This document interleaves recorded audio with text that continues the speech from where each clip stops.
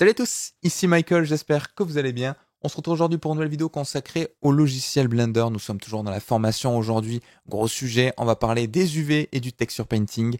Alors a priori, pas vraiment de lien entre les deux fonctionnalités. Je vais changer un petit peu la manière dont on va apprendre les UV. Généralement, je ne le présente pas comme ça.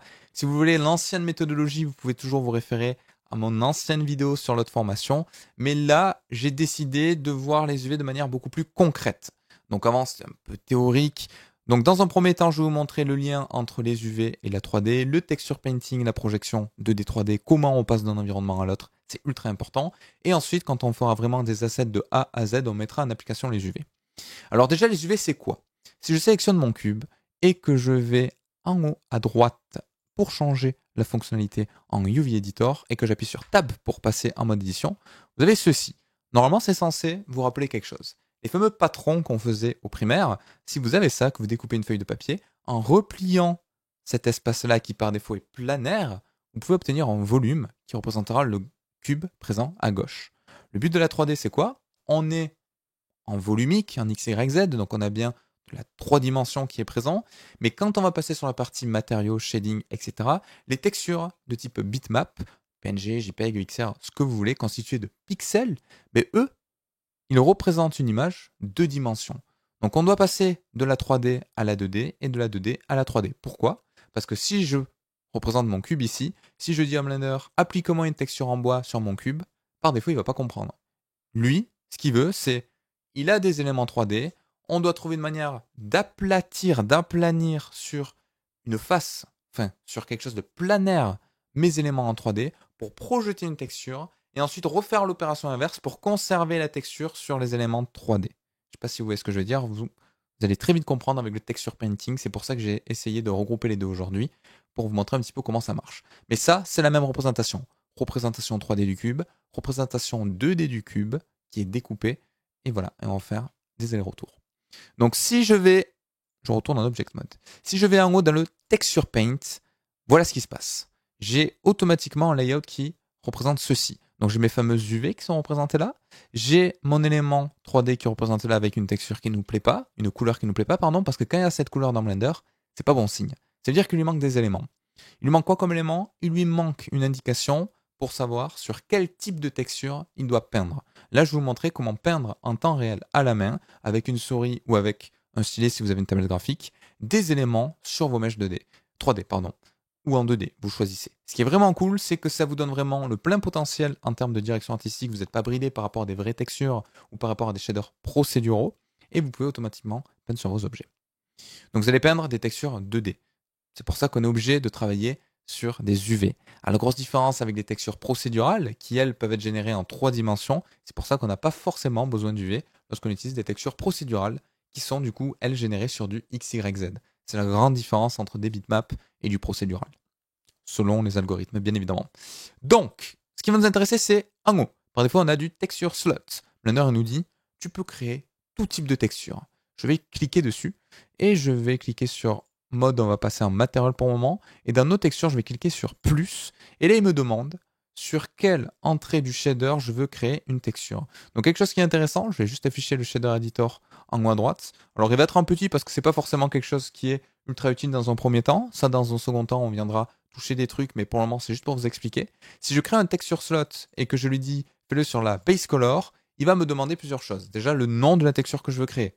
Material base color, par exemple, ça me va très bien. La résolution. Alors, privilégiez plutôt des ratios carrés, des multiples de 1024 par 1024. Donc, par exemple, on va multiplier par 2. On va faire du 2048 par du 2048.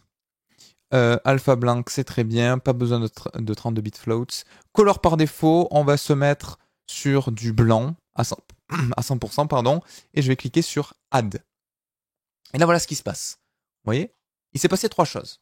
Il m'a coloré ma viewport avec une texture blanche.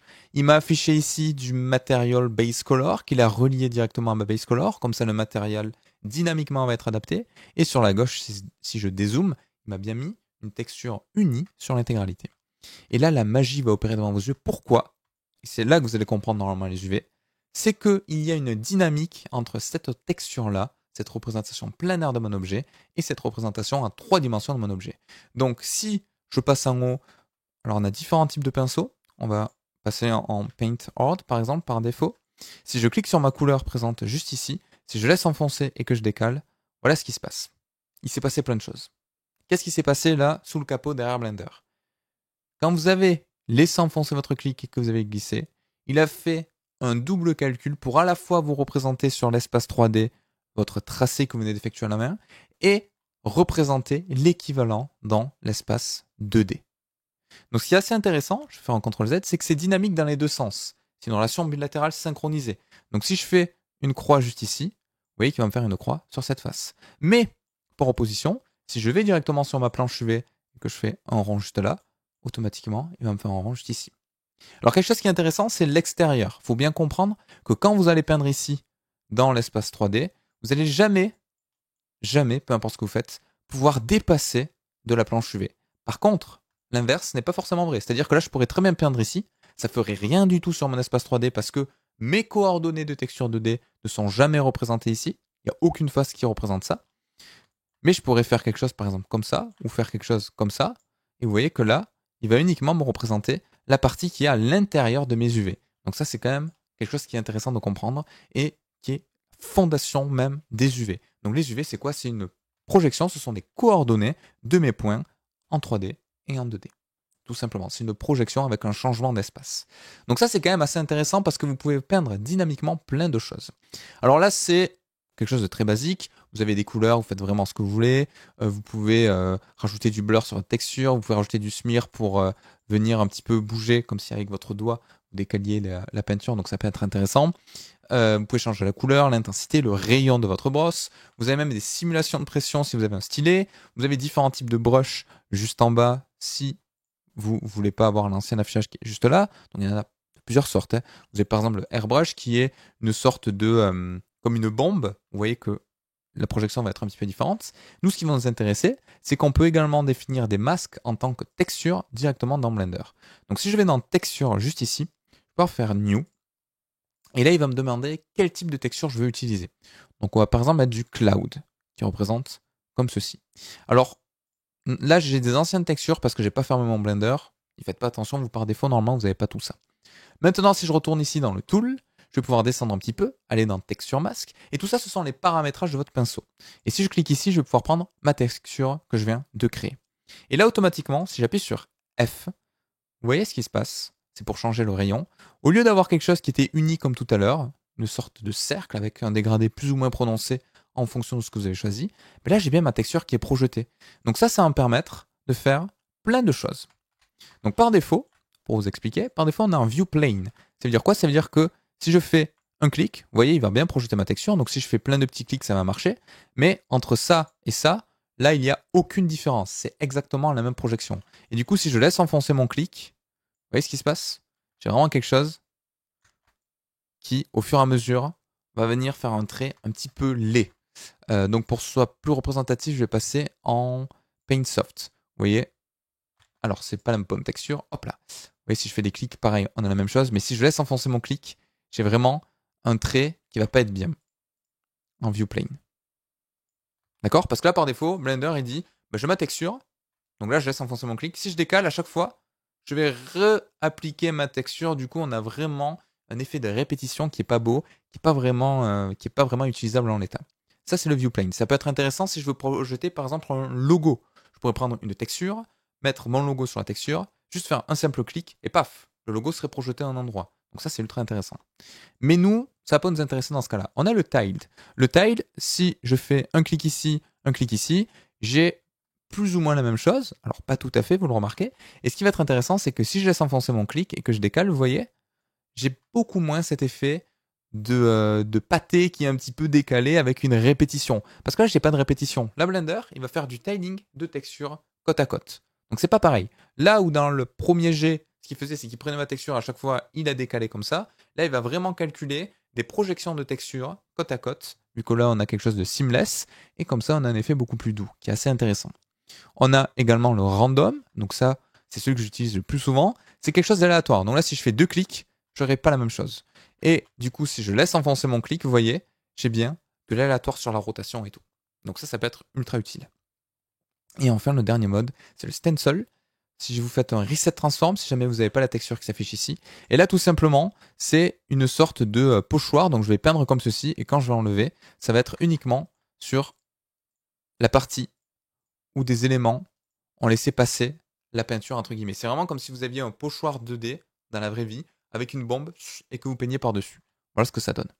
Donc ça aussi, ça peut être intéressant pour certains cas de figure. Moi, je vous avoue que la plupart du temps, j'utilise le random. Je trouve que c'est le plus intéressant pour ce qu'on veut faire. Donc maintenant, je vais faire un nouveau fichier Blender et je vais vous montrer autre chose. Parce que là, c'est bien beau, on n'a pas uniquement de la base color, mais avec ça, je peux faire ce que je veux sur mes matériaux, et c'est ça qui est ultra intéressant. Donc je vais passer dans le texture paint, comme tout à l'heure. Donc petit défaut de Blender, alors qui n'est pas forcément un défaut, mais là, c'est ce qui s'est passé juste avant, parce que ça fait plusieurs fois que je recommence la vidéo. Si je clique ici sur les textures, j'ai toutes les anciennes. Vous, normalement, par défaut, si vous fermez Blender et que vous le rouvrez, il va faire ce qu'on appelle un purge du garbage collector, donc toutes les données qui ne sont pas utilisées, il va les supprimer. Mais tant que vous restez dans la même instance de Blender, il va les garder en mémoire. C'est pour ça qu'on a des fois des textures qui se baladent d'un fichier à l'autre. Donc je vais, pareil, aller juste ici, je vais aller dans le shader editor, je vais augmenter mon métallique à 100%, et cette fois-ci, je vais aller dire le texture slot. Tu me le fais pas sur la base color, tu me le fais sur la roughness. On va aller en 2048 par 2048. Par défaut, on va mettre une roughness qui est quand même suffisamment foncée. Voilà, par exemple, comme ceci. Je vais faire add. Et là, voilà ce que j'ai. J'ai bien une représentation. Alors, pour que ce soit mieux, je vais aller dans Material Preview Mode. J'ai bien une représentation de mon métal. Et là, l'avantage, c'est que je vais pouvoir, exactement comme tout à l'heure, peindre en temps réel les endroits où je veux changer de la roughness. Par exemple, si je veux abîmer un petit peu les coins de mon objet, mais je vais pouvoir le faire avec ça. Alors, pour que ce soit un petit peu mieux, je vais quand même vite fait aller en Object Mode. Je vais rajouter un petit bevel comme ceci. Sheet Smooth. Voilà, tac. Et vous allez voir que normalement, ça va rajouter un petit peu plus de détails, ça va être intéressant. Alors, dynamiquement, en temps réel, vous voyez, sur mes UV, si je passe en mode UV, je vais aller par exemple juste ici. Dynamiquement, il m'a bien fait les subdivisions au bon endroit, donc j'ai pas besoin de retoucher mes UV en théorie. On verra vraiment des vidéos spécifiques sur les UV quand on fera des objets avancés, mais je trouve que c'est plus intéressant de vous le montrer sur des cas pratiques. Là, normalement, la théorie est comprise. Si vous avez compris qu'une synchronisation entre la 2D et 3D, que c'est des projections, c'est déjà très bien. Je vais aller dans les properties, voilà, comme tout à l'heure. Je vais retourner dans mon texture paint. Et là, si je peins, alors si je prends par exemple une couleur très claire et que je peins ici, vous voyez ce qui se passe. Je vais pouvoir venir en temps réel rajouter des endroits où mon objet a beaucoup plus de roughness et où du coup, par transitivité, si vous avez bien suivi les vidéos sur les matériaux, ben la lumière va être beaucoup moins réfléchie. Alors si je fais plein de CTRL Z, parce que là je suis vraiment sur un blanc pur, je peux avoir une valeur intermédiaire, par exemple quelque chose qui ressemble à ça. Et là vous voyez que si je peins, c'est peut-être encore un petit peu trop fort, je vais aller à 10,05, voilà. Si je peins, j'ai des endroits où mon cube va reprojeter un petit peu moins de lumière. Donc ça, pour donner un côté un petit peu salissure, ça peut être intéressant. Je pourrais même relier ça à plusieurs endroits si j'ai envie. À la fois à la roughness et inverser mon métallique. Si je fais un invert juste ici, invert color, je mets ma color juste ici et mon métallique juste là. Et là, quand je vais peindre, ça va inverser le métallique et créer de la roughness. Donc le potentiel est vraiment infini. Toutes les bases que vous avez sur le shader editor fonctionnent. Et ce qu'on a vu juste avant s'applique aussi. Si je fais une nouvelle texture, par exemple, de type Distort Noise ou Voronoi, voilà, Voronoi par exemple, que je retourne ici dans ma brush, hop là, juste là, et que je me mets un texture mask du Voronoi, ben en temps réel, je vais pouvoir peindre, vous voyez, des endroits où je reflète un petit peu moins de lumière. Donc pour donner un effet un petit peu abîmé sur des bords ou autres, ça peut être quand même assez intéressant. Alors je repasse en random, je sais pas pourquoi, des fois les réglages ne sont pas enregistrés, et je vais pouvoir, vous voyez, donner ce genre d'effet directement sur ma surface. Alors je peux le faire comme d'habitude, soit dans la 2D, soit dans la 3D. Ça, il n'y a pas de problème, ça marche dans tous les cas. Vous voyez, si je fais par exemple quelque chose qui ressemble à ça, vous voyez qu'en temps réel, j'ai vraiment des petites variations à la surface de mon objet qui sont créées. Donc ça peut être ultra intéressant. Alors ça peut être intéressant parce que ça peut être mélangé à tous les systèmes qu'on a déjà vus. Donc si j'ai déjà une vraie texture, je pourrais très bien la mélanger à quelque chose que je viens peindre moi-même à la main. Ça fonctionne tout à fait.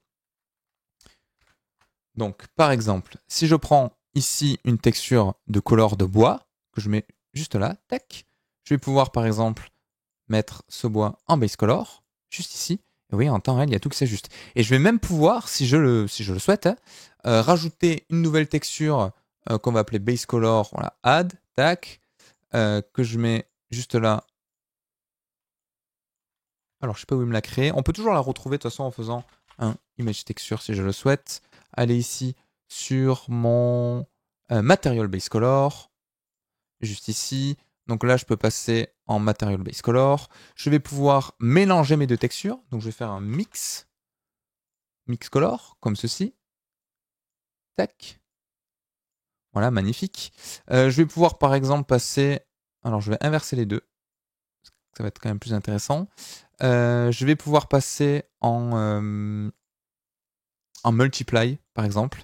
Et là, vous allez voir qu'en temps réel, du coup, je mets à du 0,5, je vais pouvoir venir peindre des couleurs sur mon bois. Alors, je vais vraiment enlever le Voronoi. On va passer sans texture masque, là, pour vraiment peindre de manière brute. Sur la texture, hop là, on l'enlève aussi. Et si je passe sur une valeur, alors on va faire quelque chose d'aberrant, mais c'est pas grave. On va peindre du bois peut-être un petit peu plus rouge. Ici, regardez, je vais pouvoir vraiment peindre comme je souhaite par endroit. Et en temps réel, du coup, de manière dynamique, Blender va faire le calcul pour avoir quelque chose qui ressemble à ça. Alors du coup, ça peut être intéressant parce que des fois, c'est vrai que si je veux créer, je sais pas, du bois ou alors le métallique me perturbe un peu, du bois où j'aurais quelque chose qui a coulé dessus ou autre, mais soit je prends un masque qui a la forme d'une peinture, je fais un clic et ça marchera, soit je peux moi-même à la main faire la sensation comme si quelque chose avait coulé. Vous voyez, en temps réel, bon, j'aurais pu le peindre directement ici, en temps réel, je peux avoir quelque chose qui est quand même assez intéressant. Donc ça, c'est chouette. Ok. Je peux également rajouter, si je le souhaite, imaginons qu'on veuille retrouver quelque chose de métallique, je vais enlever ceci, je peux rajouter du bump. Donc ça, c'est quand même quelque chose qui est ultra intéressant. Pareil, pour ajouter des petits détails. Toujours pour ajouter, par exemple, de la salissure sur des coins d'une vitre ou sur un bord de métal, donner un effet un petit peu rouillé, ou alors un effet un petit peu comme si on avait voulu faire une soudure. Donc ça, c'est intéressant et c'est faisable. Ici, dans le Material Roughness, je peux créer sur plus. Alors, je ne vous conseille pas de travailler avec la normale parce qu'il va vous créer quelque chose de bleu par défaut. C'est moins intuitif. Mais si je mets du bump, qui par défaut sera à 0, que je fais add, tac, il me crée automatiquement les nodes. Donc ça ne change pas. Et automatiquement, donc là, on va faire une texture, par exemple, de type distort noise. Voilà, comme ça, on va vraiment avoir quelque chose de fluctuant. Si je passe sur quelque chose de blanc comme ceci, en temps réel, je vais pouvoir peindre des variations. Hop là, des variations sur mon métal. Regardez, tac. Alors là, c'est beaucoup trop important, hein. Là, vous voyez, ça ressemble presque plus à rien. C'est normal, parce que mon intensité ici est trop forte. Mais si je mets par exemple 0,1, voilà ce que j'ai. Et je vais vraiment pouvoir obtenir quelque chose de détaillé. Donc par exemple sur les bords là, j'aurais très bien pu faire quelque chose qui ressemble à ça. Alors là, on va avoir tendance à avoir quelque chose qui se répète un petit peu, même en activant la randomness sur ma texture. Alors déjà, on n'a pas forcément cette résolution et la texture n'est pas forcément viable pour ça. Mais je vais pouvoir mélanger plusieurs trucs. Par exemple, commencer en faisant quelque chose comme ça. Ensuite, prendre l'outil smear et venir un petit peu le mélanger. Et je vais pouvoir obtenir, vous voyez, des petites variations sur mes objets qui sont assez intéressants. Alors là, artistiquement, ce que je vous montre, c'est pas bien, hein, parce qu'on est plus sur une démonstration technique des outils, mais normalement, ça vous permet de prendre conscience un petit peu de ce qui est faisable de faire. Oui, je pourrais très bien faire quelque chose un peu comme ça pour la transition, et ça pourrait donner quelque chose d'assez intéressant. Alors on peut également flouter un petit peu si je le souhaite. Là, le problème, c'est que ça manque un petit peu de résolution sur ma texture, mais vous voyez, vu de loin, du coup, ça donne vraiment un effet de transition qui peut être assez cool. Si vous voulez quelque chose qui est fait à la main, j'insiste bien sur ça. Et tout est dynamique en temps réel par rapport à ça. Ok. Donc tous ces mélanges, vous pouvez vraiment les gérer comme vous le souhaitez. C'est ça qui est assez intéressant. Si vous voulez créer des textures qui par défaut vont servir de masque ou autre, c'est également possible. Blender, si vous êtes en mode matériel, il va vous proposer par défaut toutes les entrées du PBR présent dans le Principal BSDF, mais rien ne vous empêche de faire un single image, new, que vous allez par exemple appeler mask. Il va vous demander la résolution, donc on va faire un petit peu plus 2048 par 2048. New image, voilà. Il vous la remonte pas automatiquement dans votre shader editor, c'est normal parce que par défaut, lui, il sait pas où le relier. Mais c'est parfait, vous savez quoi, on va utiliser le bois. Donc on va faire un mélange de bois et de métal. Alors ça n'a pas trop de sens, mais vous allez comprendre. Je vais faire un mix shader cette fois-ci. Mon factor, je vais le définir par rapport à une image texture. image texture qui s'appelle du coup mask, qui est juste là. Je vais pouvoir relier mes deux shaders. Et en temps réel, alors je vais mettre quand même un principal BSDF, sinon c'est quand même pas cohérent physiquement. Et en temps réel, je vais pouvoir mélanger mon bois et mon métal à partir d'une texture qui s'appelle mask. Alors pour l'activer, je vais aller juste ici, je vais aller dans mask. Et en temps réel, vous voyez que si je mets par exemple, on va passer en paint hard, on va mettre du blanc pur. Alors on va pas mettre de texture dans un premier temps pour vous montrer un petit peu comment ça peut réagir. Oh, qu'est-ce qui se passe? Alors des fois les CTRL-Z sont un petit peu bizarres. Hein. On fait un CTRL-Z, ça n'enlève pas les bonnes choses. C'est juste une question d'habitude, ne vous inquiétez pas. Là, si je peins vraiment de manière brute, bon par exemple ici en haut, vous voyez là ça se voit instantanément. Hein. Mais normalement, je l'avais fait sur des bordures. Mais voilà, juste là, je vais pouvoir, comme d'habitude, soit peindre directement ici, soit peindre directement sur mon mesh. Et vous voyez que c'est quand même ultra dynamique. Donc ça, c'est ultra intéressant parce que la plupart du temps, les gens, ils vont essayer de trouver des textures qui matchent à peu près à ce qu'ils veulent en termes de résultats, mais il n'y a rien qui sera aussi précis que si c'est vous-même qui peignez à la main ce que vous voulez comme résultat.